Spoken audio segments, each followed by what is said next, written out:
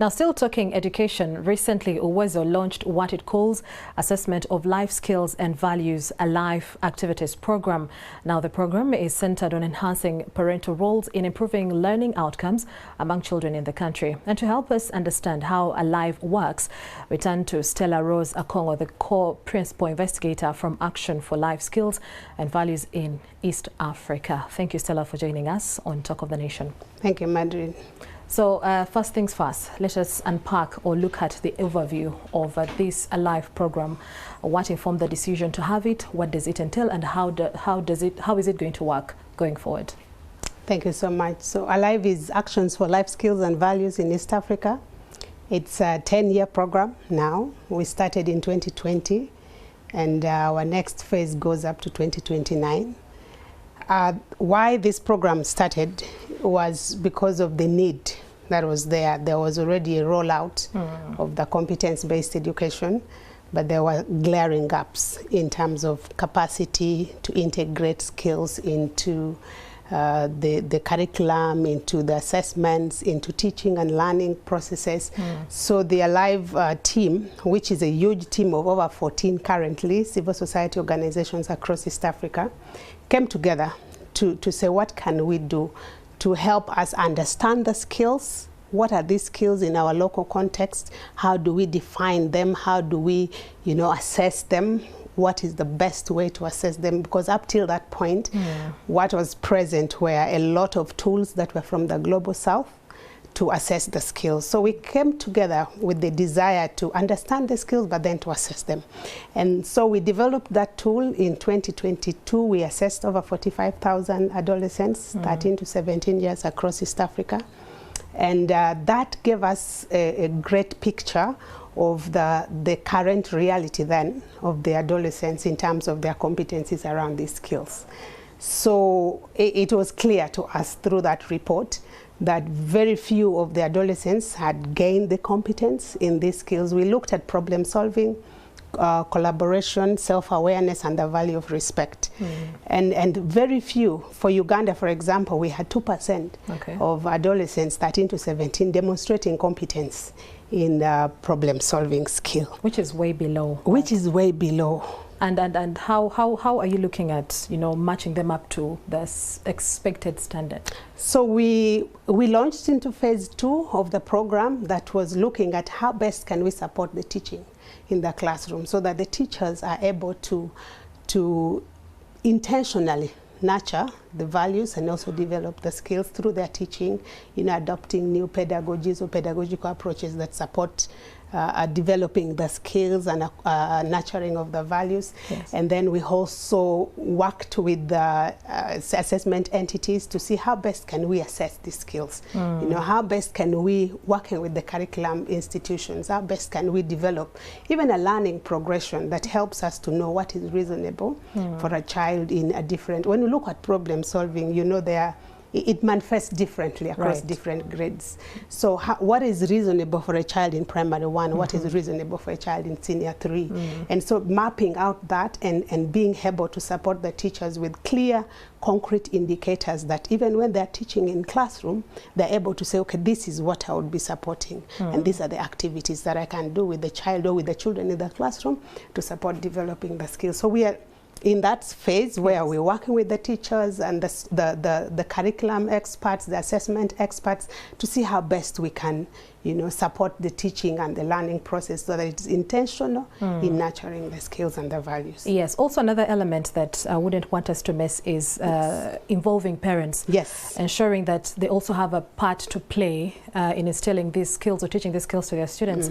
But how are you going to engage the parents, given that most times they are left out when these decisions are made of the new curricula, and you find that they have no idea of what is being taught or what it entails? How are you going to handle that? So we built in the program an intentional drive to support parents, to create awareness, first of all, for them to understand what are these skills. The curriculum has shifted. There is competence-based education. Do they understand it? When we talk of competence-based, when we talk of skills, when you go to school and you're engaging even with the parents, when you talk of skills, they will tell you of bidding or handwork or something. that is hands-on skill, and that is what they've picked up out of the curriculum. But we are looking at skills like problem solving. We are looking at skills like creative and critical thinking. So helping the parents to understand, what are these skills? What can you do as a parent to support your child, even at home? What are some of the skills, for example?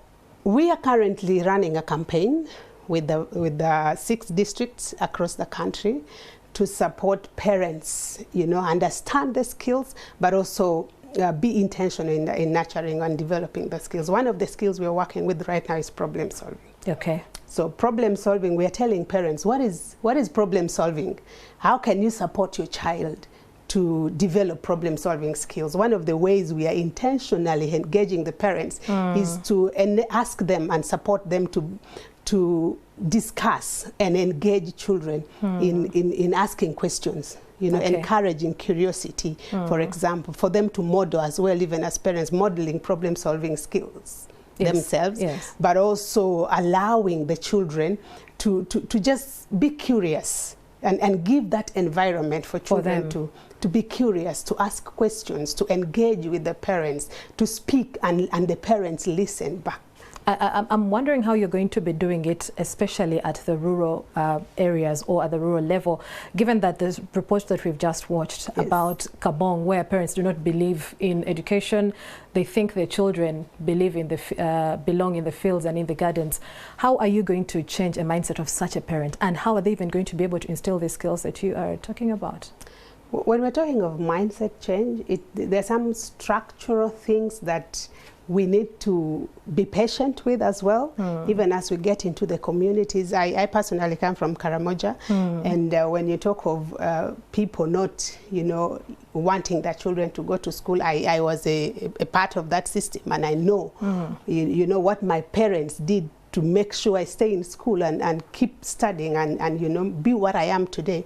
So it takes patience, but also it takes intentionality. You know, like moving out to the communities and speaking to these people and painting the picture that, you know, it's good that your child can take care of cattle or cows or whatever in the field. But there is this component. The world is not about cattle.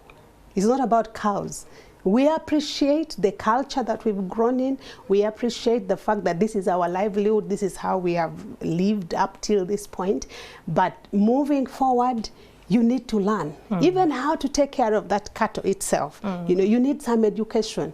You need to get into the classroom to get some new skills of how do I multiply, for example, these cows? How do I treat them when they fall sick? How do I grow the herd and make sure I have more? So that kind of thing, you can't get it in the kraal. You get it in the classroom. And you know, you get it when you engage in learning processes. So it's work that everyone in the community, in the society need to be involved in to speak and advocate and speak for the child, you know, and let parents appreciate this. And I know they listen. Okay. Won't this be too much for the learners? I mean, they already have the notes, the books that they have to read. They're already engaging in so many classes. Just before we came on air, I was telling you that, you know, in some schools, there is going to be morning preps, there's going to be evening preps. Then there are those that have candidates extension. And also we've just watched a story where education experts are concerned that overstudying is going to lead to a mental breakdown for the students. For sure, holistic development is not about one aspect of it. It involves the study, it involves the play, it involves the rest, it involves the physical activity. So teachers and parents and every person that really is concerned about the welfare and the overall development of children should be concerned when they listen to a report where someone is saying, you know, you have to study, you have to be in class from 7 to 7. You have to be in class from Monday to Sunday. I personally had some quarrels with some of my children's teachers, and I told them, no, my child can't go to school over the weekend because this child needs to rest. If there's work she has to do at home, give her something that is reasonable for her to do. But we cannot keep the children in the books consistently. Studies have shown in a number of ways that too much, you know, of book retards and takes the child back even from that learning and development that you're expecting the child to achieve. So I am an advocate for balance. Yes. That a child needs time to rest, a child needs time to study, a child needs time to play, a child needs time to socialize. And this is something that I believe parents can and should take seriously, that if you are pushing the child, you know, already there's too much. Yeah. There's too much. So what we are doing is we're using the formal channels, the formal, not formal, the everyday, you know, discussions that happen in the household. For the, it's not an extra work. It's not like we are giving you more assignment to go and do with your child. No. As you sit over dinner with your child, encourage questioning, encourage curiosity, ask them about their, give them open-ended questions that, that does not seek for one answer, you know, and give them time to think through the problem or the question or whatever it is without just shooting out one right answer. Or helping them to solve it. So finally, in a second or two, as we conclude this, do you see this Alive program shaping the education you know, sector as a whole in Uganda? We are already seeing it in a number of ways. We have seen the change, the transformation, the mindset shift, even within the teacher training institutions. You'll believe with me that while the curriculum shifted in the classroom, that shift did not happen in teacher training institutions. Yes, it didn't. It didn't happen. So we are pushing that shift, that side, and working with teacher educators and saying, hey, let's move towards this direction. And we are seeing traction in that area. We are seeing a number of teacher educators coming on board and desiring to understand, you know, the method that we are using in trying to define and understand and break down the skill into a way that they can nurture. Already that is growth. That is a traction. All right. Thank you so much, Stella. I hope the parents now know that as they are demanding for good grades from their children, they know they also have a part to play. They do. Yes. So thank you so much for making time to speak to us. Stella Rose Akongo, co-principal investigator from Action for Life Skills and Values in East Africa. And with that, we take a break. When we return, we'll be hearing from the world of sport.